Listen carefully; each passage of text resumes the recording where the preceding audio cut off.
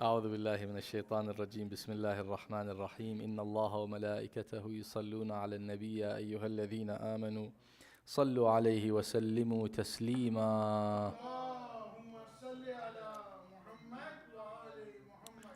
Welcome everyone to our last session of the prayers workshop, after which we will inshallah delve into another theme bi'idhnihi ta'ala. I'm not sure if we have another one to complete, but open Q&A, sorry. There's an open Q&A after this, the next session, but after that inshallah we would have different themes as well.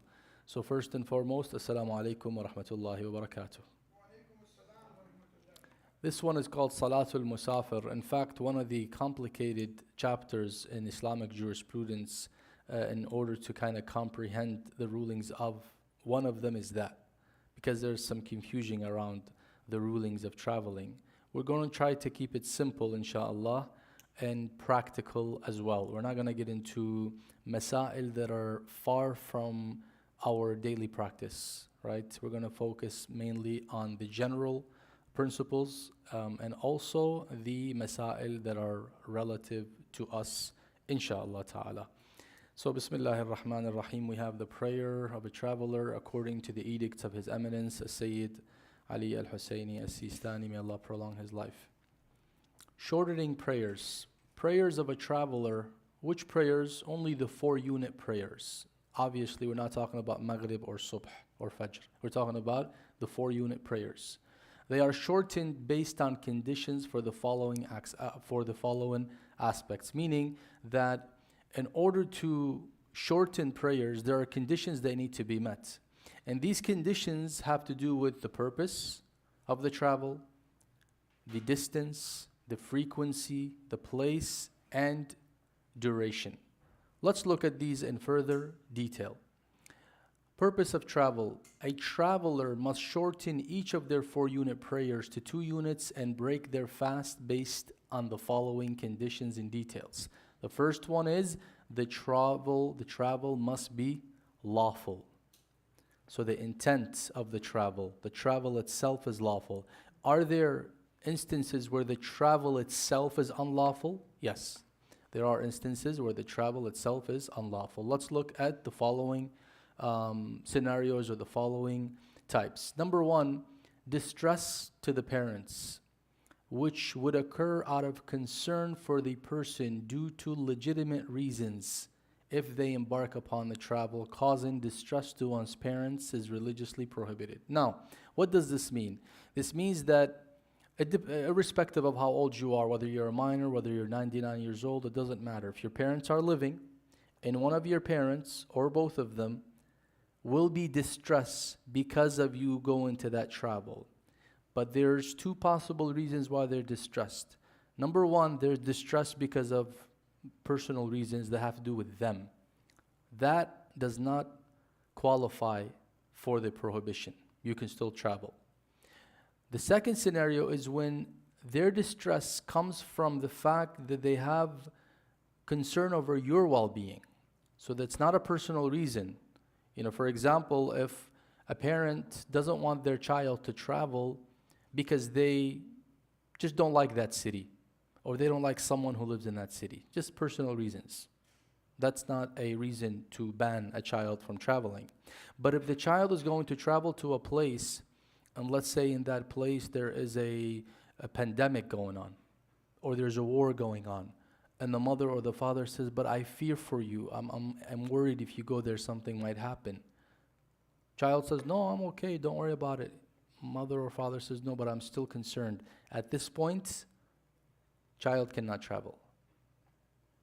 Even if the child's an adult, they have 3 PhDs, 4 master's degree, whatever, doesn't matter. Well, the parent doesn't know much, the parent is simple-minded, it doesn't matter. If the parent is going to be distressed because of the child's travel, that child's travel is called safar muharram. Their safar is going to be haram. And because their safar, their travel is haram, they don't qualify for the discount, the qasr, which means they have to pray in full. Does that make sense so far? First scenario. Second scenario, a wife embarking on travel without the permission of her husband. Well, we know A wife to leave her home, what does she need? Permission of her husband, unless there's a contract stipulation on that. Permission of her husband. So here we have a such scenario. The wife's family are from another city that is far, another state.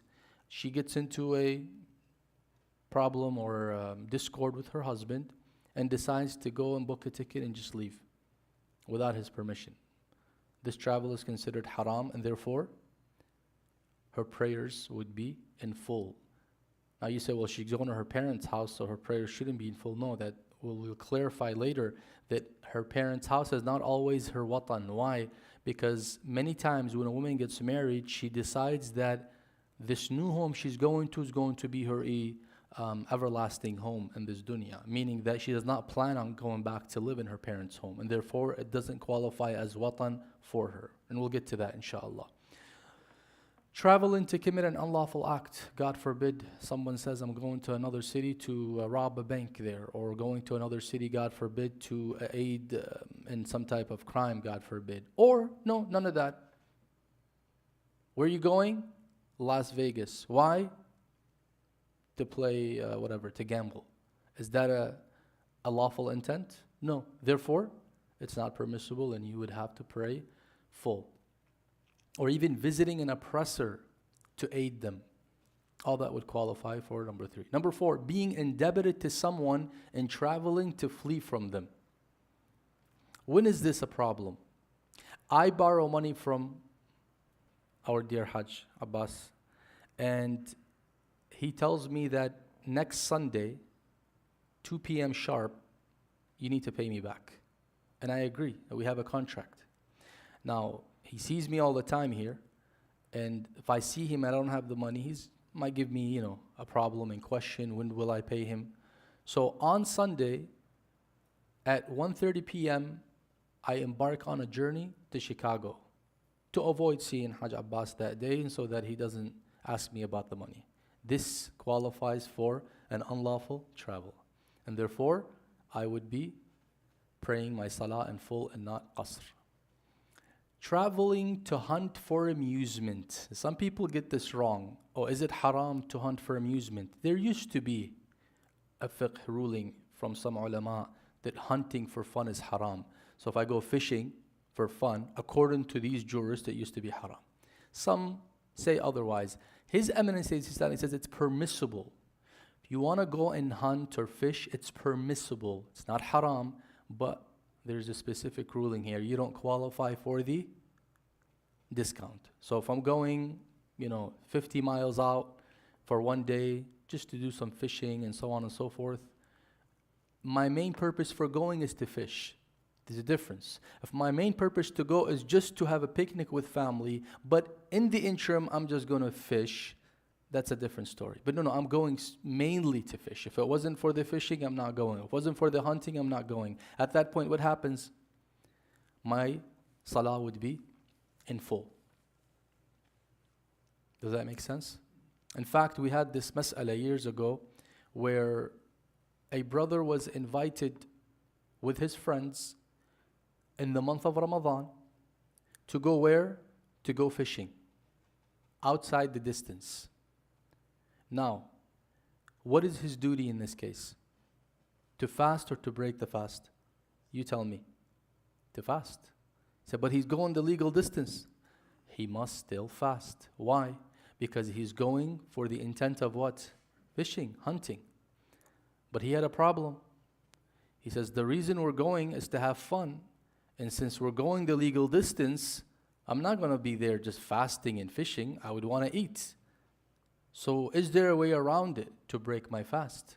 Because usually when you travel, you break your fast, right? After you reach Hadd al-Tarakhus.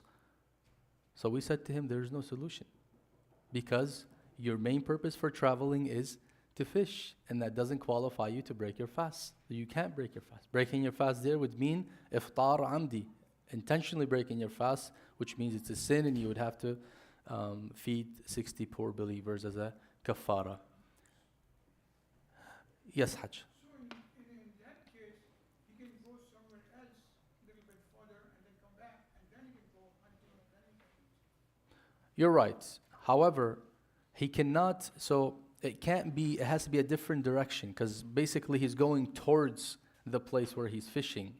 Then it's going to come back to the same issue. It would have to be a different direction. So for example, if he's going north to go fishing, he would have to go south the legal distance, break his fast there, then come back.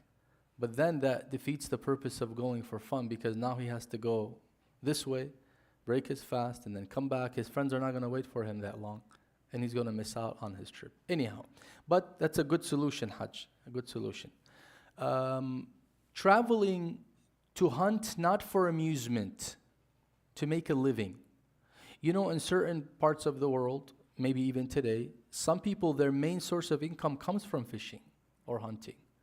In fact, maybe they don't even sell it, but that's what they eat. Their rizq is just from that.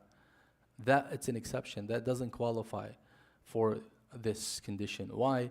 Because hunting for living, for making a living, for sustenance, is not considered a one of these reasons that cause a person or result in having to continue to pray in full or fast. Inshallah, this is clear. Distance. The person must intend to travel the required religiously prescribed distance. What is it? It's 8 farsakh, which is approximately 44 kilometers. When it's converted to miles, there's a difference here. I'm not going to get into the nuanced difference of how it converts to miles and how that miles may be counted a bit differently. I'm going to go with the general one here. 27.3 approximately for the entire route. Or if you want to do back and forth, it would be 13.7 miles, 22 kilometers round trip. Now, when a person travels just less than these distances, they need to observe ihtiyat.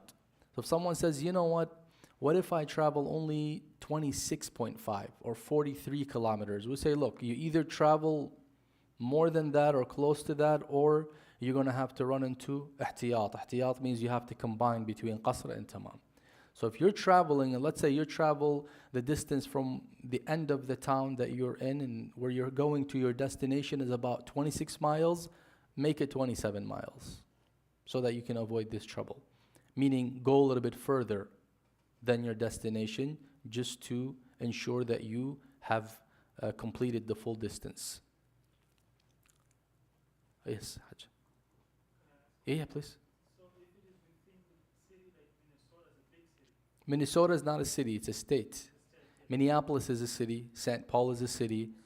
And I'll come to that in a second, because that's one of the most challenging questions. Oh, thank you, Ahsant. That's the most challenging question, because it's identifying where the city ends is what we're going to come into. Okay, so when a person travels less than that, of course, we said you have to observe precaution by combining qasr and tamam and fasting and making it up later. The required distance starts from the outer limits of a town. Now, in the old days, it was very simple. Every town had a sur. Sur means what? Wall or boundary, but it actually was built. Sur meaning you would find a wall, an outside wall that closes the city. When you leave the city, you no longer see the walls of the city. So in the old days, it was very simple. During Rasulullah's time, the Ma'sumin, every city, when it ends, you just leave a little bit, it's a desert, and you see the homes behind you. Now the cities are connected, the cities are much larger than before, and it is challenging to identify the end. His Eminence, the Sayyid Sistani, says, look, I'm not going to tell you you start from your neighborhood. I'm not going to tell you you start from your city or county and whatnot. I'm going to give you a different criterion. The criterion is this: from which point do common people call you a traveler? They say, oh, he's actually traveling. From which point? Assalamu alaikum. That varies. How I try to explain it in my own simple words and how I understood it is this. If I want to play the word game, I'm going to put two words in front of you: commuting, traveling. When I come from Blaine to Chaplin or Brooklyn Park, I am considered a commuter, like I'm commuting within the city, or I'm commuting from one place to the other. But if I want to go to Rochester or St. Cloud, I am now traveling. Assalamu alaikum. You see the difference here? Now, someone says, well, okay, but the distance from Blaine, let's say, to Bloomington is about half an hour. And we're talking about 20 miles, if not more. Doesn't that qualify? We say no. Not no for sure. No to my knowledge, meaning if I ask anyone in this room right now, whether they are Muslim or not, this doesn't have to do with being religious or non-religious. This is a urfi thing. When you ask the people, the residents of Minneapolis, St. Paul, you say to them, do you consider a person who crosses from Minneapolis to St. Paul, for example, embarking on a journey or a travel? They say, no, these are act like one city. In fact, they're called the Twin Cities, and people, go back and forth, commute easily between them. Say, okay, but if I went from Maple Grove all the way to, let's say, Edina, is that considered a travel? Many might respond and say, no, you're still within Minneapolis. Nobody says, oh, they're going on a travel. But if I said I'm going to St. Cloud, they're going to say, oh, you're leaving town. You see the difference? If I said I'm going to Rochester, oh, you're definitely leaving town. Chicago, oh, definitely leaving town. Milwaukee, definitely leaving town. But just going from Brooklyn Park to Bloomington, even though it's a distance, but you're still within urfi, a commonly considered one area or one city. So do you see the criterion? That's why His Eminence says what? He says in this case, he says, in very large cities, the distance is calculated from the outskirts of a given area or even particular neighborhood if the common view or urf of the residents is that a person is a traveler from that point. Again, identifying is not my duty, is not the ulama's duty, is not the maraja's duty. This is you as a mukallaf. If it is commonly known to be one city, it is then one city, and then you're not a traveler. And by default, you're not a traveler until proven otherwise. So in case of doubt, you're not a traveler until proven otherwise. Why do I say this? Because when we say the distance is 27 miles one way, or if you're going back and forth, it's 13.7 miles, when do you consider that you have traveled that distance? When you have intended and you're traveling that distance outside the limits. But if I'm still discovering that did I even leave my city yet or not, then it hasn't really started, right? So for example, if someone says, I'm going to go driving, where are you going? I don't know, I just don't feel good today. I'm going to go hit the highway and just drive on 94. Are you going to Chicago? No, I don't know. Are you going to Wisconsin? No, I don't know. Where are you going? I'm just going to hit the road. Now they're driving, 20 miles. Now, assuming they have not yet realized they left town. Let's say, for example, they reached a point where it is almost leaving the city, but they have already traveled, let's say, 13 miles. And you tell them, are you leaving the city? I don't know, I'm just driving. Now they have left the city. Now they know for sure they've left the city. How far are you going to drive from this point? I don't know. Are you going to drive at least 13.7 miles? I don't know, maybe 5 miles and then come back. We can't start counting. They go 10 miles. Look, you're going 10 miles outside the city. Are you planning on doing more? He says, from this point, maybe I'll do 4 miles. But from that point, we have to count the 14 miles. Because now do you see what I'm saying? And he keeps saying, I don't know, I'm just driving. So maybe he's going to do 50 miles, unknown, not having the intention of traveling the distance, just going randomly, and it may not qualify him. So you see what I mean? So basically, one person, the traveler, has to be aware that from this point, the end of the city, they were traveling at least that 13.7 miles one way and coming back 13.7, or they're just going once and not coming back. It has to be at least 27 miles and so, as we have mentioned. Okay. Frequent traveler, kathiru safar. When we say a traveler has to shorten their prayers and break their fast. Now, by the way, have to, not you have the option to. Because some people, even during the life of Rasulullah, they came and Rasulullah saw that they were not shortening their prayers. They're like, no, we're okay. He said, no, no, no. You must. Allah wants you to take His rukhas, His permissions, His discounts, the same way He wants you to take His azaim, His faridah. I mean, his wajibat. The same way He says this is wajib, you must do it. The same way here He says you need to shorten, you need to shorten. So yeah, He's given us a discount. We don't want the discount. No, no, you have to take the discount at that point. It's not an optional thing. Yeah, I know some madhahib consider this optional in some cases, but for us it is not optional. When you are told qasr, it is qasr. But if a person is a traveler by work, there's two scenarios or two types of travelers in this sense. I want you to pay attention to this. Number one, there's a person whose job is based on traveling. What's an example of that? Pilot. Their job is based on traveling. A truck driver. Their job is based on traveling. But truck driver not always. Taxi not always. So I have to rephrase it.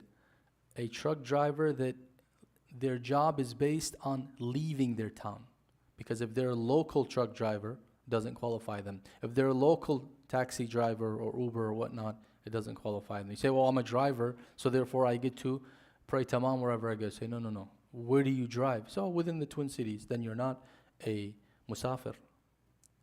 Your amal has to entail and involve safar, traveling. So a pilot, someone who drives outside the city limits frequently, what is their duty? Their duty is to pray full and observe fasting when they are traveling to that purpose. That is one.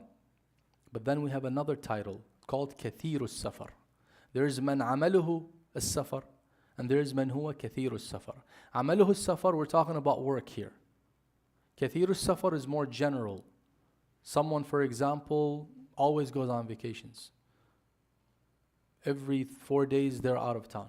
Every 6 days they're out of town for a few days. And there's a criterion for that. We'll come to it in terms of the numbers. But I want you to differentiate between the two. So, a physician, for example, who travels more than the religiously prescribed distance to different hospitals, or a teacher who travels to different universities to teach, these people, and by the way, let me just clarify something here. The people that their work is in driving, like their work is based on traveling, is different than the people whose work requires traveling. Let me give you two examples. A pilot, the nature of their work is to travel, but that is their work, is to travel. A physician who has to go to hospitals that are far away to do rotations, their nature of work is not to travel, it's to cure people, it's to do medicine, it's to be a doctor, to treat people. But a prerequisite to their job is what? To travel the distance. Do you see the difference, the slight difference between the two? So somebody who drives a cab or a truck all over the States, driving is not a prerequisite. No, driving is the nature of their work. So traveling is the nature of their work. But someone who goes because they have workshops to do in different cities all the time, or goes to treat or to teach and whatnot, their job is to teach, to treat. The nature of their job is not to travel, but traveling is a prerequisite. You see the difference between the two? Why am I differentiating between the two? Because the first one, which is the nature of the job being traveling, that one qualifies for tamam, meaning full prayers and fasting, irrespective of how many days each month. As soon as they are commonly seen as a driver that drives outside the city limits for many times, and this varies. Truck drivers, for example, may do 2 trips in a month and still be considered what? A driver who goes outside the city limits. But maybe someone who drives a cab and takes 2 trips a month outside the city may not be considered, because 2 trips is not much for a cab driver, as opposed to a truck driver who goes to, let's say, all the way to Texas and comes back. So commonly, are they seen as a driver, and the nature of their work is driving outside the city limits? So that is the first one. To make life easy, His Eminence has a criterion that can fit everyone under it. It's called Kathirus Safar, not a person who necessarily has to go for work. He says, look, whether you're going for work, whether the nature of your job is to travel, whether traveling is a prerequisite, whether you're going on vacation, I'm going to give you a simple criterion. If you do at least 10 days a month and you plan on continuing this for 6 months of 1 year, then you are a frequent traveler. What does this mean? I go to Chicago. For what reason? Just for fun, for example. How often do you go? Twice a month. How many days do you stay in Chicago? Every time I go, I stay 5 days. So how many days is that? Twice a month. 10. Oh, are you doing this just this month? No. I actually plan on doing this for the whole year. Then you qualify. No, I'm doing this just 6 months, and after that I'm going to just sit home. Okay, you still qualify because you have at least 6 months.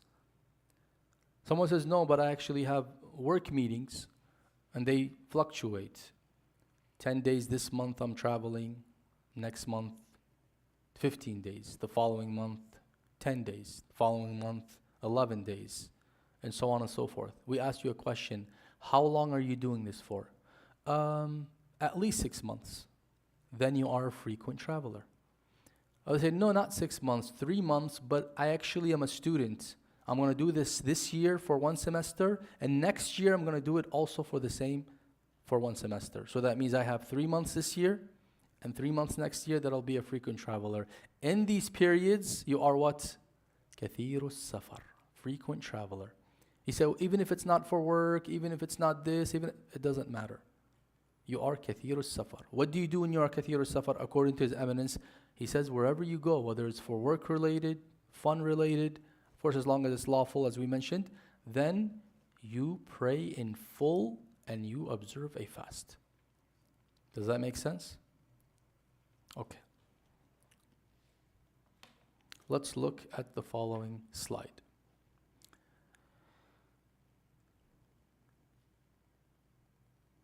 We talked about this. Okay. Now, Kathirus Safar, again, a frequent traveler for our purpose, for practicality. Whether you're doing this for work, whether you're doing this for leisure, if you do at least 10 days a month in total, not 10 travels, no, 10 days of at least 2 travels. So if you're saying, I do 3 travels, each travel is 3 days, and the third is 4 days, that's 10 days. You say, I do 5 travels a month. For example, a student that goes to St. Cloud, a university in St. Cloud, they travel, they have a class there every weekend. So every weekend they go there for the weekend. They go there, let's say, Friday, Saturday they have classes. Well, Friday, Saturday, it's 2 days, so that makes it only 8 days. They need to do more than that. Say, no, I actually have 3 days a week I am in St. Cloud. Monday, Wednesday, Friday. Monday, Tuesday, Wednesday. Monday, Tuesday, Wednesday. So I go there, Monday, Tuesday, Wednesday, then I come back Thursday, Friday in the weekend. Then I go back again next week. How many days are they traveling? 12. That means, are they a frequent traveler right away? We say, no, hold on. How long do you anticipate to do this for? If they said just 1 month, it wouldn't make sense, right? The semester is more than a month, but it wouldn't help them anyways. 1 month is not enough. It has to be what? 6 months at least, or 3 months, but they're planning on doing the same thing next year. Also 3 months. Then that qualifies them to be Kathirus Safar. Question, Kathirus Safar, I am Kathirus Safar as of today, or I have to wait some time before I am considered Kathirus Safar? His Eminence says you need to wait 2 weeks to be Kathirus Safar. What does that mean for me and you in practicality? This is what it means. if I go right now to, let's say, St. Cloud, I went there for 3 days. What is my duty in those 3 days? Initially, if I haven't planned to do this continuously and so on and so forth, I just went there for once, what would my duty be when I go there? Qasr. But now I'm planning on making this a habit. Again, 10 days the entire month total, and I'm continuing this for 6 months of 1 year. Do I just go pray Qasr too? He says no. Do I pray Tamam? He says no. I don't pray at all? He says no, you do both. Why? He says because at that point I don't know exactly, even the faqih does not have certainty that you are now considered kathir al-safar from day one, or you need the 2 weeks to commonly be considered kathir al-safar. So that means when you are traveling in these 2 weeks, what do you need to do? Both. So in the month of Ramadan, you're going to be in trouble. You have to fast, but you have to make it up. You see? That's why if you are planning on doing that, to start being kathir al-safar, stay away from the month of Ramadan. Make life easy for you. But if you, for example, say, I have to, it is what it is, well, that's the ruling. Only the first 2 weeks. So the first 2 weeks would be a bit painful. But if you're already kathir al-safar, you say, well, I've already been doing this for the past 3 months. Then you don't do that anymore. It's only the first 2 weeks of this travel or this journey or this habit of traveling that you are developing. Only the first 2 weeks you need to observe ihtiyat. Does that make sense so far? Okay. Now,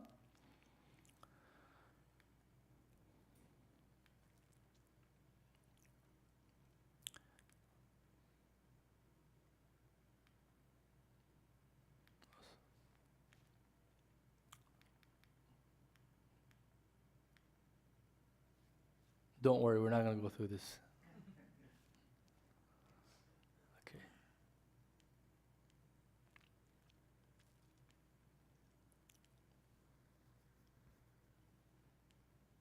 Okay. Our travel is interrupted whenever we go through one of the following. What does this mean? We said how long is the distance in traveling? If we're doing just one way, not going and coming. 27 miles, right? If I go 20 miles and then when I reach 20th mile, I actually enter into a city that I was born in and I have not abandoned. I still have intentions to go back in the future and live in it. Then at that point, my travel has been broken. Or, let's give a practical example. I'm traveling 20 miles down the road, assuming I'm just going once. And if we want to do this going and coming, then 10 miles down the road, because we said 13 miles if you're going and coming. 10 miles down the road, I stop somewhere. And you say, how long are you stopping for? 10 full days. I'm going to take a break here for 10 full days. What happened? I've now entered into a short-term domicile, watan iqama, which means I have broke my travel. Because now I'm a resident for 10 days. Iqama. I'm muqim for 10 days. That's why the rule is whenever you go to a place, if you plan on staying there for 10 full days, you are what? You are muqim. This is like your watan, which means you have to do what? You have to pray in full and fast if it is the month of Ramadan. Especially in the month of Ramadan, we know the people that like to travel somewhere and they want to fast. We tell them when you travel to that location, you need to stay there, plan on staying there for 10 full days and don't go anywhere else. Oh, I'm going to ziyarah in Iraq, for example. 5 days Karbala, 5 days Najaf, it won't work. You have to do 10 full days in one of them for it to work. Otherwise, if you're going and coming to different cities, then you're still, say, yeah, I'm doing 10 days in Iraq. No, not Iraq. It has to be a specific city, town that you're doing 10 days in. Okay, some people confuse this. So I'm going to UK for 10 days. Where in UK? I have family in Birmingham. I have family in London. I have this. I'm going wherever. Scotland after that. No. You need to be in one area for 10 full days. Okay, during the 10 days, can't I go on a vacation to another city for 2 hours? No, you can't. you can only go out to the outskirts without reaching the distance of that city for a few hours and then come back, but not spend the entire time out there. For you to continue to be a muqim. Okay? This is this mas'ala. The other, we said the hometown, al-watan al-asli, a person's birthplace, unless they permanently have abandoned it. I am from this city, for example, in Pakistan, from Karachi, or from Iraq, from, let's say, Karbala, or from any other city. But I no longer plan on living there again. That's it. I called Minnesota home and we're done, or Minneapolis. Therefore, it doesn't qualify as watan anymore. So yeah, but that's where my parents are from. What do you mean? Yeah, but are you planning on living there ever again? Or you're saying, no, there's no way, I'll just go for vacations. Therefore, it's no longer your watan in the fiqhi sense. What else? A domicile of temporary stay. Which one is that? That one is the 10 days that we just talked about. A place that you plan on staying in for 10 full days. Place of temporary stay, we talked about that, which is the 10 days. But how do you calculate the 10 days? They must calculate 10 days from the time they enter the town until the time on the 11th day. You have to count 10, 24 hours. Unless you arrive before Fajr, then the day would begin from Fajr until Maghrib, and you would do 10 days like that. So the Maghrib, after 10 days, you do the math, that is your end. You don't have to wait till the following Fajr, if that makes sense. Because in Islam, the day begins at Fajr and ends at Maghrib. So if you enter the town right before Fajr, then you can take advantage of that. Until Maghrib, you've completed one day. So you don't have to wait until second day morning to say I completed one day. No, until Maghrib you completed one day. Second day Maghrib, 2 days, 3. And this, by the way, applies also to our sisters when they want to do the math and the rulings that specific to them. Same scenario. Before Fajr, and they want to count from Fajr to Maghrib, that's 1 day. But if it's not before Fajr, no, after Fajr they arrive, then they do 24 hours. Fajr is at 6, they arrived at, let's say, 8 a.m. Then 8 a.m. the 11th day, you're done with 10 full days. Make sense? Very good. Okay.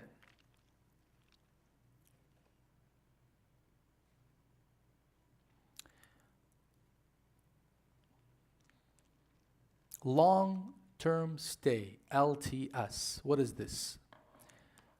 Sometimes a place is not your home. You do not plan on making it home, nor do you intend to stay there for 10 full days. But it's a place that you're going to be frequently going to for a while. A dorm. Your dorm is outside the city limits. But you're going there for how long? You're going to be there for 4 years. You're a college student. And you're going to be there for 22 days every month, right? And every day that you are there, you're there for at least 6 hours. So I go to St. Cloud,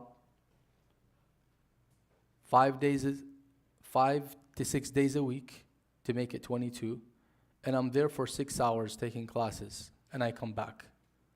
And I'm planning on doing this for 4 years. Then here we're talking about a long-term stay. When I go to that place, I no longer treat it as a place of traveling. It will interrupt my travel. So if I'm traveling and I pass by it, it will interrupt my travel. You see? Because it is now like a watan for me, but it's a short-term watan. Look at the numbers. Someone says, look, I'm going to be there for 24 hours, meaning I'll be the entire day there, and I'll be there for 22 to 30 days each month, but I'm only doing this for 1.5 years. That is a long-term stay, which means that becomes a home for you for that period. So you see how the lesser the years that you plan on doing this, the more required of you. Whereas if you're just there for 6 hours, So if someone says, I'm there for 6 hours, but only 15 days a month, then you don't qualify. It doesn't qualify for your... Now here, don't be confused. If I'm already kathiru safar, I'm a frequent traveler, because someone might say, but you're a frequent traveler, you have 10 days a month. You don't need this. Correct, you don't need this. You pray full wherever you go. But this, if this applies, that means if you were traveling, you had passed by it, it would break your travel. So you may not need to take this into account if you're already a frequent traveler, because you're already a frequent traveler. You see what I mean? But in all cases, when you're a frequent traveler, that's why I said that criterion by His Eminence, the 10 days, and doing this for 6 months is a very nice one. Why? Because even that you would be absolved from. Because at that point, you're a frequent traveler. Wherever you go, you're praying full. So the rulings of qasr don't even apply to you anymore for you to be worried about all these numbers. But a person who's not a frequent traveler, but they only go to their college for these days. Can we make a person that follows this also a frequent traveler? Yes. How? All we have to do is ask them the following questions. Do you have 10 total days of traveling in the month? So for example, this person that remains there for 6 hours, he says, I don't have 22 days and I'm not planning on doing this for 4 years. We say, okay, forget that. All we need from you is what? However, how many hours do you want to stay there? It can be just 6 hours. We're looking for days. So just going there for 6 hours and coming back, unless you're only staying there for 6 days and coming back, but then next day you do the same thing. Not in the same day you go 6 hours, come back and do another 6 hours. No. You go there for 6 hours and then you have come back. That counts as what? 1 day. You traveled for 1 day. So if I said, okay, I'll go to St. Cloud 10 days a month, and each day I go there for 6 hours and come back. That's 10 days of traveling. And I plan on doing this for 6 months only. Then that means I am what? Kathirul Safar. You see? So for you to be Kathirul Safar is much easier for you to be a long-term stay. If that makes sense. Okay.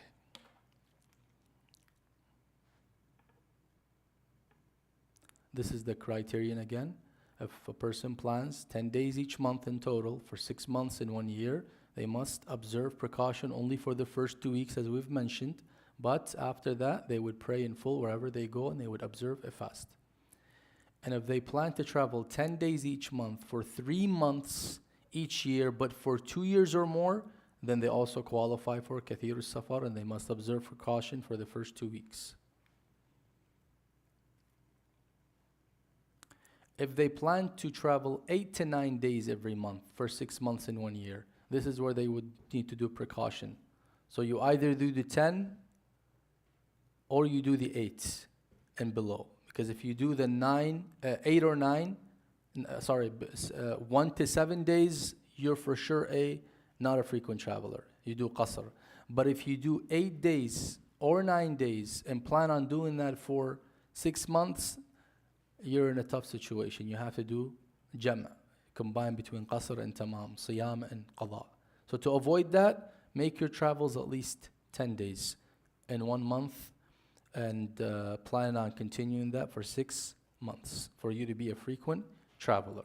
So really to make life easy and simple, when a person realizes that they have been traveling a lot, we need to ask them a question. First of all, how many total days are you traveling in the month? If they said 8 or less, or not 8 or less, 7 or less, because 8 again is problematic. 7 days, 6 days, they say then you do qasr, you're like any other person who's traveling. If they said no, it's actually 10 or more, then we ask them the second question. How long do you anticipate this habit to continue? Only this month, you don't qualify. Only 2 months, you don't qualify. 3 months, are you going to do this next year? I said, no, just this year, 3 months, it doesn't qualify. 4 months, doesn't qualify. 5 months, doesn't qualify. 6 months, yes, now you qualify for kathir al-safar. The first 2 weeks you do ihtiyat, as we mentioned, but going forward, you pray in full and you observe a fast wherever you go. 6 months are over. What is your status now?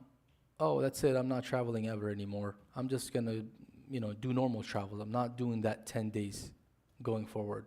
That's it. You're no longer a frequent traveler. You go back to your first situation, just like any other person. Whenever you travel, you break your fast if it's the month of Ramadan, or you pray a shortened prayer. This is just a summarized version, which you can find on Imam's page, imam-us.org. They have a whole list of what we just talked about, organized in a nice way. So this sums up the sessions, and inshallah I will take your questions. Sallu ala Muhammad wa ali Muhammad. Yes, Had Sadiq, bye. Assalamu alaikum, Sayyid. Assalam rahmatullah wa First of all, thank you.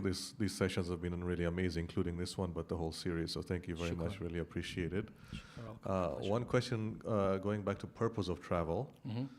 Mainly this impacts fasting, but I can indirectly, I don't think people travel to avoid praying 4 rakats versus 2. That would be. Ahsan. But sometimes people may travel for the sake of avoiding fasting. Right? Ahsan. So I may say, you know what, it's Ramadan, I don't feel like fasting today. So then I travel, right? Ahsan. Where Salah could come into that if it becomes Zohar time while I'm traveling and I'm out of town, then would I pray qasr or would I pray full? Because my purpose was just to avoid fasting. So first of all, is that okay or not? Hassan, And then, traveling to avoid fasting is permissible, but it's makruh according to some riwayat. So it doesn't disqualify you from breaking the fast and getting the qasr discount. You still get the qasr discount. But this creates another problem. And I thought you were going to ask about that problem, which I want you to pay attention to. I didn't mention it, hoping that you guys would ask about it. If I am kathiru safar, what's my duty? Fast wherever I go if it's the month of Ramadan and pray in full. Question, I woke up one day in the month of Ramadan and I decide, I don't feel like fasting today. How do I escape travel? Yeah, but I'm a frequent traveler. I'm stuck. When you're a frequent traveler, you're stuck. Yeah. Oh, I have an exam or this, or I just want to go out and take a break from fasting. You're a frequent traveler, I'm sorry. Your duty is wherever you travel, you have to fast. So frequent traveler, it has its perks, but it's also tough in some situations, right? So that keep that in mind. Keep that in mind. Because I have a friend that says, whenever ulama differ on which day is Eid, which happens between time and time, some people, what do? Because they have a wife or a husband or a family who does taqleed to another faqih. Those who need to wait until tomorrow, they just travel today, break their fast, and celebrate with their family. Well, this person is kathir al-safar. Sorry, you can't do anything about it. Because you're kathir al-safar. So if you travel, you already have to fast when you're traveling, so that you're not solving the problem. But this is all Sayyid Sistani. Those who used to follow a Sayyid al-Khoi have a different ruling. Why? Because Sayyid al-Khoi doesn't have that 10-day criterion. Sayyid al-Khoi, his criterion is, are you traveling for work? You see the difference? So now you say, well, I'm not traveling for work, I'm just traveling to evade fasting, to escape fasting. And then there is no kathir al-safar here. You see the difference between the two? So that's why I said, according to his eminence. So tomorrow we have a different jurist, or a person follows another jurist. At that point, this may not apply to them, if that makes sense. Ahsantum. Sisters, on your side? Sister Sarang, you have a question? Yes, okay. Yes, anyone? No? Okay. Brothers? Yeah, Hajj Abbas, please. I have a few questions. Please.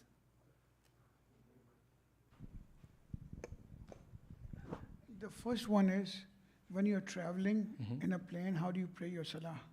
Ahsant. So part of traveling comes the question of praying in the airplane. Now, what is the issue in praying in the airplane? What are the challenges? Some of the challenges are easy. The direction. Yeah. Direction, usually now you have this iPad or whatever it is, the screen in front of you, and you can really figure out the direction. And the qibla is a requirement if you're able to. But if you're not able to, the requirement is no longer a problem. Meaning, if the people, the management of the airplane, were going the wrong direction, let's say the opposite of qibla, and they say you have to be in your seat the whole time and you can't turn around. Like suppose they're that strict, then I can't do anything about it. But salah time has come in, and by the time I arrive at my destination, what happens to salah? It becomes qada. So I have no other option but to pray. So if I can identify, if I can turn around, if I can find an area, in my recent travels, I saw someone do it and I actually did the same thing. I benefited from it. Fajr time kicked in, and we had, and this was of course a Muslim airline or Arabic airline. Fajr time comes in and we don't have much time. It will be qada by the time we arrive at our destination. So I was, where do I pray? I mean, the seat, last resort, but I'd like to pray it normally. So subhanAllah, you know that leg room area in front of by the emergency, is an elderly that stood, faced the qibla and prayed normally. I took my, what do you call this again? The slate that I have with me, and did the same thing. And it worked well for people. You're in a seat and they say you can't get up from the seat. Or you can get up while the plane is settled, but you can't pray in the aisle, which means you don't have much room. So what do? If you can't go back where they're preparing food, sometimes they do let you, depending on the person. They say you just pray here for 2 minutes. But if they have no option, they don't give you that option. You have to be in your seat. Then you need to stand, face the qibla if you find it. Usually if you're going east, it's easy because it's already going east. So you have that flexibility. But if you're coming back, that's the challenging part, because you would have to turn around and face the person behind you. And that sometimes could be challenging. Especially if you're doing these moves and you're saying something, they're thinking you're trying to put a spell on them, or I don't know what you're doing. It may not be reasonable. Unless that person is your family, then they understand. So let's see your situation at that point. If you're able to face the qibla, that needs to be done. Otherwise, you pray to the direction that is available. 2, you have to be standing for takbiratul ihram. You can't just sit and do takbiratul ihram. Say, well, I feel shy that I'm standing and I'm doing this. Well, you don't have to do this. This is mustahab. Even Allahu Akbar, you can say it in whisper if you don't want them to hear you, because if you say Allahu Akbar and they hear you and you're standing already, it might be misinterpreted. So what do? You stand like this as if you're trying to stretch or whatever it is. Allahu Akbar. And can you continue standing? There's no problem, then continue standing. What about ruku'? You can still do ruku'. The minimum ruku' required. Well, what about sujood? You either do ima, Subhana Rabbiyal A'la wa bihamdi, ima with your head, or you sit on the chair, open that table that doesn't have food on it, of course, place a turba, and just like how the elderly, they do their salah here. That would be your other option. But if you want to stand and do from ima, also that's no problem. For tashahhud, salam, you sit on the chair, do them. Well, what about my shoes? I'm wearing my shoes. You don't have to take them off because you're not doing the full sujood. You only need to take them off because your toes need to hit the ground. And since you're not doing that, then you don't have to take them out. Except if your shoes are real leather, real, not fake leather, real leather, and it's made in non-Muslim countries, meaning it's what? Not tahir, it's najis. At that point, what do? You just take off your shoes. Take off your shoes and stay with your socks, no problem. Does that make sense? So when you do ima, you don't need to put turba on your head or anything like that. If you're standing and doing ima, you don't need turba. Turba is needed only when you're doing sujood, actually, placing your head and forehead down. But if you're just doing ima, there's no need for turba. Okay, the second question, if anybody has more question, I have quite a few, so. No, go ahead. Until somebody else comes up with a question, we'll interrupt you. Okay, the second one is it is time of Zuhr, Mm-hmm. okay? I did not pray in Minnesota. Mm-hmm. I'm in the plane, and I arrived in Chicago. Mm-hmm. So since I was here at Zuhr time, will it be a qasr for me, or it will be full? I asked you the following question. When you arrived in Chicago, was the time window still open or closed? The time was open. Then you pray qasr. Qasr. Because the criterion is that wherever you are, if you're a musafir, you pray qasr. If you're a muqim in your town, you pray tamam. So the time window is still there, is the criterion. Even though it was, I Even was in though it started, Minnesota and it was a full namaz, but I didn't do it for Yes. Salah, and I just did it in Chicago. Exactly, yeah. Somebody just went on the plane, they're still in Minneapolis, Dhuhr time. But, or let's say they said, well, you know, I don't want to, because here's the thing, if I am in the plane and Dhuhr time, and we're still boarding, and Dhuhr time happens, and I can't pray the proper prayer, doing sujood on the ground, turba, direction, I can't just pray like that. I have to wait until I get to the destination because I know I have enough time. Enough time, yeah. But then by the time I get to Chicago, the time is still there, and I'm now a musafir. What do? I just pray qasr. Okay, so let's say that it was a Zuhr time, Mm-hmm. and I went, and I did not pray. Mm-hmm. You know, I went to Chicago, Mm-hmm. and now my namaz is qaza. You know, so You there was no missed time. you missed your salah in Minnesota. Yeah, so I missed my Salah in Minnesota. When I was there, it was a Zuhr time, but I did not pray. for And then some it reason. became Maghrib, then you went to Chicago. Yeah, I reached Maghrib, not Chicago, somewhere far away. I So went you somewhere, reached Maghrib, Pakistan or somewhere. I Pakistan, went, you yeah. reached Maghrib. Okay. Yeah, so That means you missed it. But here's the question. Pay attention to this. Very careful. When you say I missed it and it was Maghrib, did you leave Minnesota and it became Maghrib? Or it became Maghrib while you were on the way? You've already missed Minnesota. yeah, already on my way, the flight was so long that I missed it. Because here's the thing. If I'm traveling, pay attention to this. Might be a bit nuanced, but pay attention to this. If I'm traveling, right now it's Dhuhr time. Zuhr time. Okay. I didn't pray Dhuhr for some reason. I got on the plane and I'm heading to Karachi. Karachi. Okay. On the way, I passed by Chicago and it's still daytime. Yeah, So now my duty, if I pray it right now, is what? Qasr. Qasr, yeah. So by the time it's Maghrib and I got to Pakistan, I already missed it when it was Qasr, not when it was Tamam. That's why I said, when did you hit Maghrib? Did you hit Maghrib when you were still in Minnesota or Minneapolis area, or you hit Maghrib when you were traveling? When I was traveling. That means you missed it while you were traveling. So you missed it as Qasr. Then you make it up as Qasr. Okay, Qasr. Mhm. Now, the other question is anybody else more questions? Any or what? sisters have a question? And I'll come back to Haji for the rest of the questions. Go ahead, please. Go ahead. When traveling long distances and sometimes you're crossing oceans and you don't know what exact like Salat times are, how do you know, especially for like Dhuhr time, Asr time? Yeah, that's the very challenging one, to be honest. But Yeah. here's what on a personal level, here's what I try to do. Yeah, what's the best rule of So what I would do is this. I would start estimating. Like if I leave right now, for example, how many hours will it take me before I get to, let's say, because there's, time zones, before I get to the Greenland. We usually pass by Greenland. Greenland, a little bit after Greenland, how many hours will I take before I get there? Let's say by the time I get to Greenland, in Minnesota, it is what? It is, let's say, 12 a.m. How many hours, how many time zones between Minnesota and Greenland? Let's say 5 time zones. Let's say 5 hours. Let's say, hypothetically. That means by the time I get to Greenland, it's what? 5 a.m. All I have to do is go on Google beforehand. What time is Fajr in Greenland? And it would give me that time. So therefore, I would do it in this way. Okay. It's going to be a bit challenging. I'll do some ihtiyat. I'll delay a little bit to be on the safe side. Right.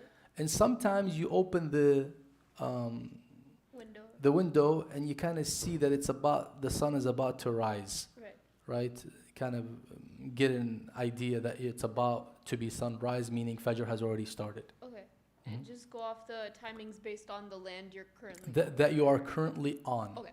Unless you know that by the time you arrive at the destination, that salah that you're concerned about still has time. Right. Usually this happens when you're coming back. Yes.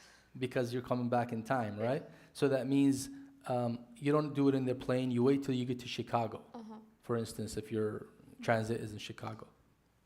Okay, that makes sense. Thank you. You're welcome. Any other sisters? No? Go ahead, sister. Go ahead. Salam, Sayyid. Alaykum as-salam wa rahmatullahi wa barakatuh. My question is related to a previous namaz session that we had. Okay. I had forgotten to ask then, but I Sure, no remember problem. now. No, please, no problem. This was, I believe, the second session where you mentioned that during like Fajr time, when it's Fajr time, for example, like what 5:31 is the time right now, and you mentioned that it's better to do ihtiyat for the first 15 minutes. Mm-hmm. What I wanted to ask, since we're doing ihtiyat to make sure that it's actually Fajr time and wait 15 minutes, Mm-hmm. during those 15 minutes, then can we pray tahajjud, Tahajjud or prayer? Salatul Layl. Salatul Layl during that time then? Yeah, that's the gray area. Meaning, it could be Fajr, but it may not be Fajr. So if you were to do Salatul Layl, you need to do it before that time. Think of it like iftar, imsak. Just because I'm not sure it's Fajr, can I say, you know what, let me just go and eat, because that's the gray area. We say, no. Do imsak, then get into the gray zone for 15, 20 minutes to be on the safe side. So at that point, if you decide to do Salatul Layl, you do it with the intention of raja. Or without intending it to be ada or qada. Why? Because you have the right to do qada of Salatul Layl. In fact, it's mustahab if you miss Salatul Layl to do qada, even during the day. It's mustahab. So what do? I don't want to miss out on Salatul Layl, and this is the time that is, I am not sure if it's Fajr, and I'm not sure if it's till the night. I pray without making the intention that this is ada, meaning it's the time of, or qada, the after time. I just pray Salatul Layl for the sake of Allah, and that's it. So if in Allah's ilm this was the actual Layl, the Sahar, Fajr hasn't started, then it counts as ada. If the time has passed, then it would count as qada. Does that answer the question? And one more question. Sure. This might be obvious, but I still want to ask, like, sorry. No problem.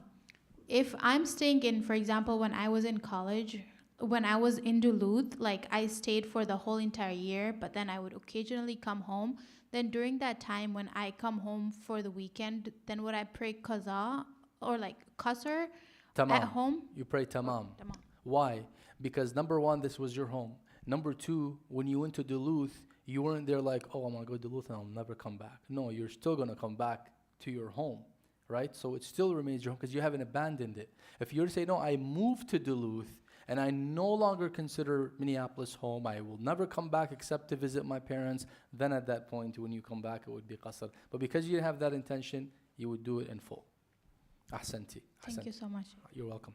Sister Sukaina, and I'll come back to you, Hajj. Sorry, just to add on, I don't know if this is like a cultural thing, but they usually, I heard that like if you were once married, especially for a girl, and then let's say you go back to visit your parents, that hometown was once considered like your home. So I mean, does this same rule apply in this sense? Depends. I'll give you the following scenario. A girl gets married to a guy in another state, let's say Minneapolis, but she's from Austin, or she's from Houston, or she's from Orlando, and the rest of the cities. And you ask her the following question: are you going to move there and not come back to live in this area that your parents are from? She's like, actually, no, we're planning, once we have, inshallah, our first child or second child, me and my husband already agreed that we're actually going to move to my town. So that means she still has what? Potential and plan to move back where? To her hometown. So that remains her town. Or if she says that I'm going, but I'm not too sure about this marriage, I might end up having to just come back. God forbid. Something will happen, I'll come back. So I haven't fully abandoned it, right? But if you say, no, this is it. This is the prince of my dreams, and I'm going to go to his town and never ever come back except when I visit my family. And I'm going to call this home, this new home. And that's it. And that's it. That has become your new home. And when you go back, you're a visitor at that point. Unless you go back to stay for 10 full days, which qualifies you for iqamah wherever you go. If you go for 10 full days, in that area you are a muqim. You have a temporary domicile, as we have discussed earlier. So it's about your intention. Have you abandoned your place of origin, or have you not abandoned the place of origin or the place where your parents live in? That is the criterion at that point. So whether you're married or not, it doesn't change. It's about abandoning it. Like a child may go to study at another university far from home, and you ask that child, are you moving there for good and not coming back? They say, no, I'll be there for 8 years to do my PhD and then I'll come back. Then they still have what? The plan and the potential to come back to their home. Or a person, sorry, just to add more scenarios, a person who flees, like many Iraqis who had to leave Iraq, not because they wanted to leave Iraq, it's because they were, between life and death. So because they want to save their lives, they went where? Somewhere else. Now you ask them, is that somewhere else your permanent home? They say, no, as soon as we have a chance, when this regime is changed, we'll go back. That means they still have the potential to go back. But if they say, actually, even if the regime changes, I like it here, I'm going to stay here for good, then they have abandoned their original home. Yes. Sister Insia? Yeah, going off of that, so if you're not sure whether or not you'll return to your home place, By default, you will return then. Like you can, because it's your home until you have abandoned it. It's your home until you have abandoned it.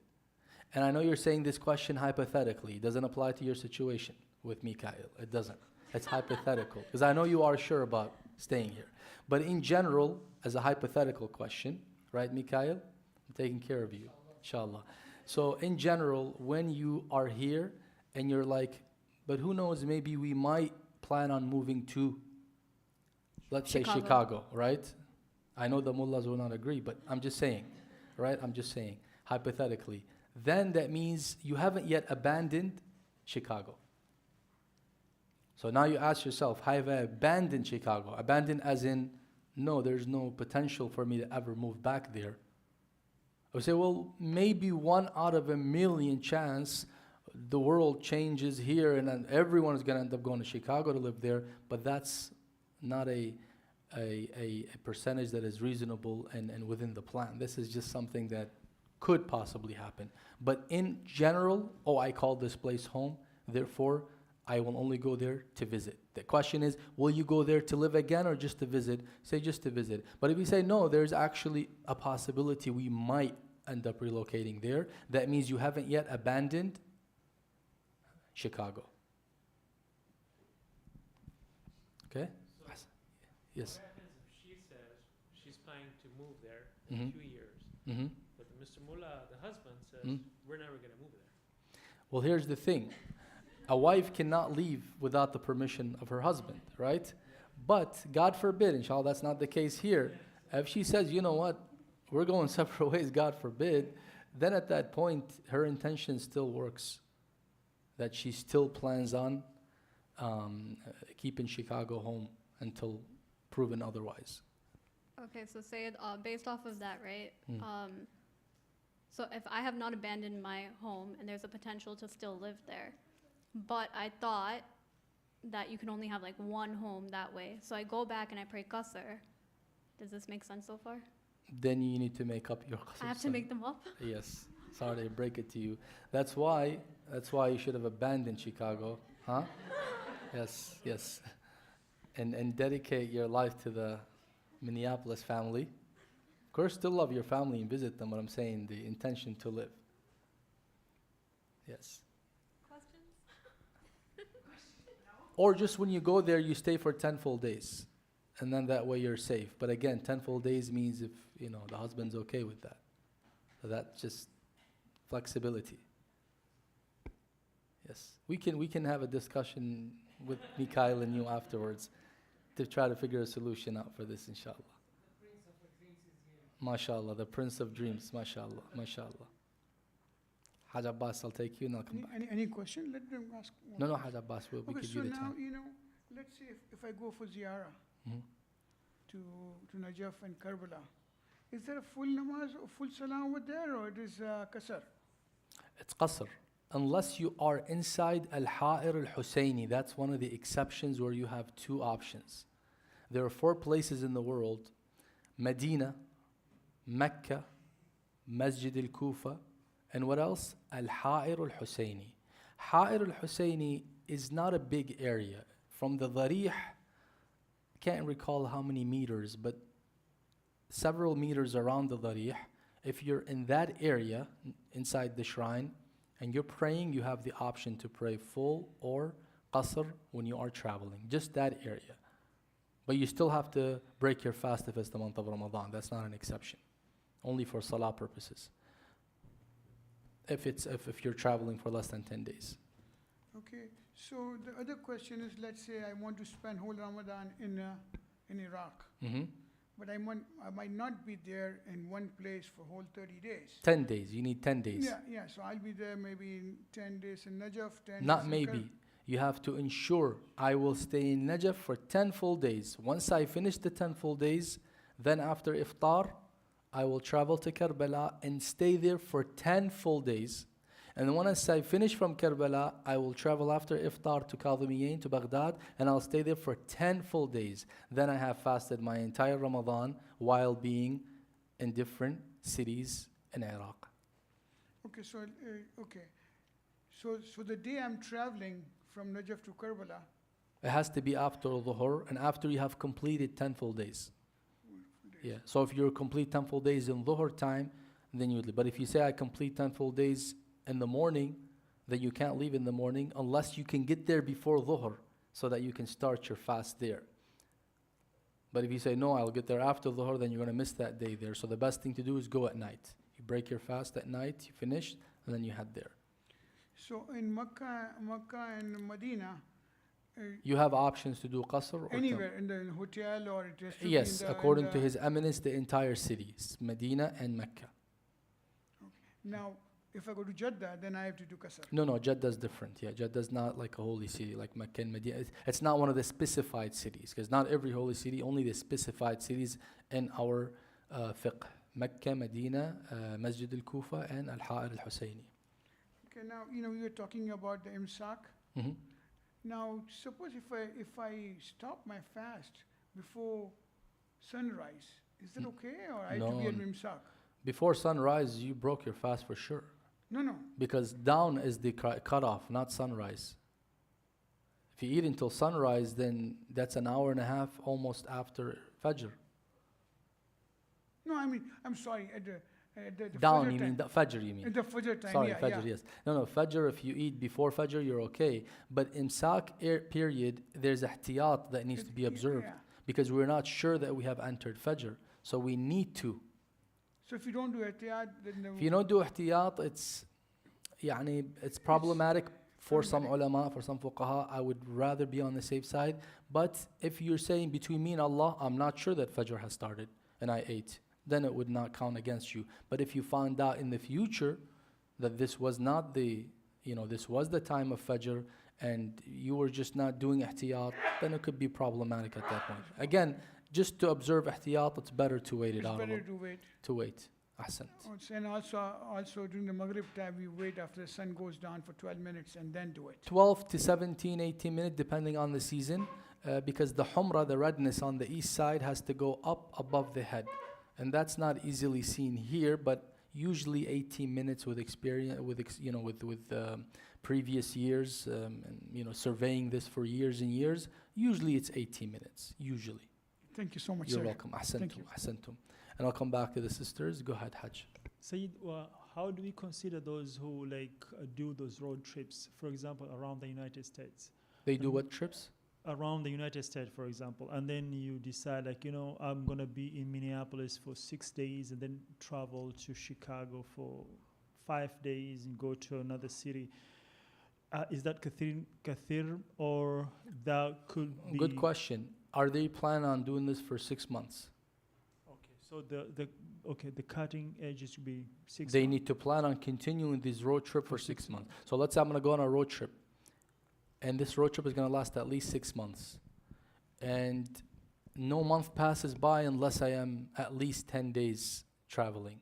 5 days here, 5 days here, 3 days there. Then, after the first 2 weeks of ihtiyat that I have to do, combined between qasr and tamam, I am a frequent traveler.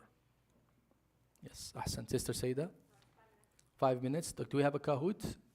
Ready? Inshallah. So I'll take one question from the sisters, one question from Hajji, and then we'll go to kahoot, inshallah. Sisters? Okay. Hajji, go ahead. So,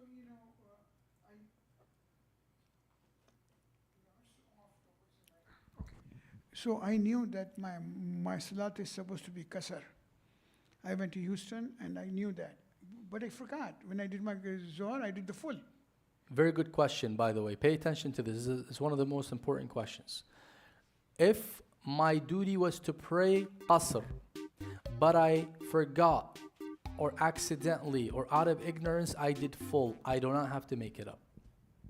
We're good because you did full.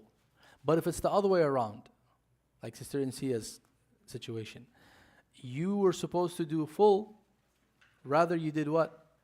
Qasr. You just make it up. So in your case, Hajji, you don't have to make it up because it was qasr and you did it full. That's an exception. Ahsant. Sisters? Okay. All right, very good. Kahoot, inshallah. So let's go ahead and log on and see what we've learned so far.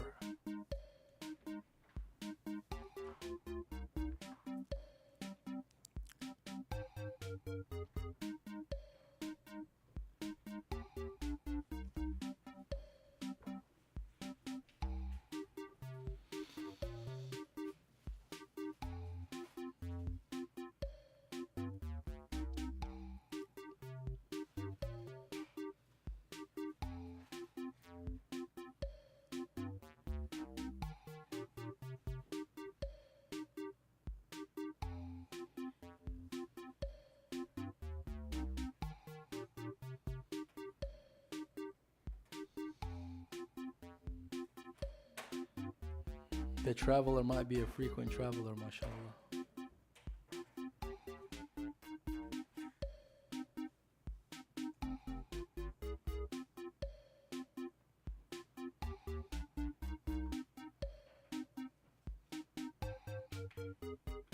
Are we set? Okay. Go ahead. First question.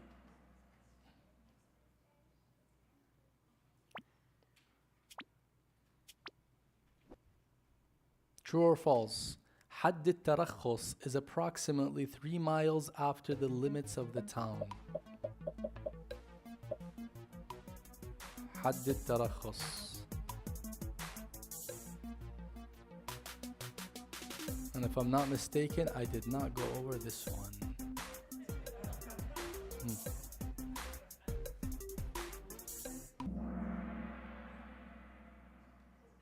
It's true. So this is a trick. Pay attention to this. We said to travel there's a legal distance, right? The religious prescribed distance, the 27.3. Now I'm traveling, and I left my city. As soon as I leave my city, I stopped at a rest area. What do I pray, full or qasr? I haven't completed the distance, but I will. I will complete the distance. Here, because you are in the journey of traveling, as long as you no longer see the city, meaning 3 miles about outside the limits, you no longer see the houses in the city, then you would start your qasr and you would start breaking your fast. You don't have to wait till you finish the entire distance. That's called hadd al-tarakhus. Hence, when you saw it, you put falls because you thought 3 miles is not, right? So that's on me, not on you. Go ahead. In which of the following scenarios can you shorten your prayers? To commit an unlawful act, to escape paying a debt to someone, to cause distress to your parents, going on a 3-day all-exclusive vacation at a Turkish resort. Supposing you're not doing anything unlawful in that Turkish resort. Yes, that's right.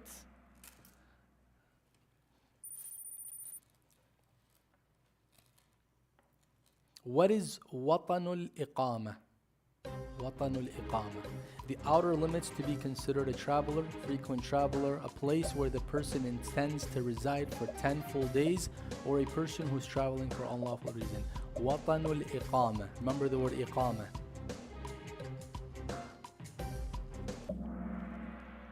Very good. A place where a person plans on staying for 10 full days.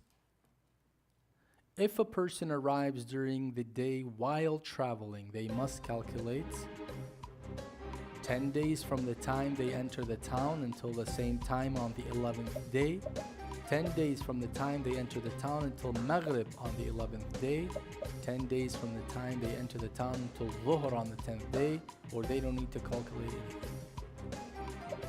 This is a person who wants to stay for 10 full days.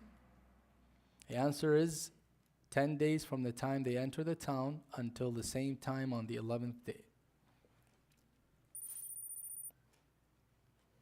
True or false? A person's hometown is defined as the birthplace which remains their home unless they plan to never live there again. Never live there again. True or false?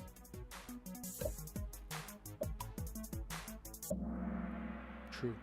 Yes, it remains until they have a plan that they never live there again. Let's see.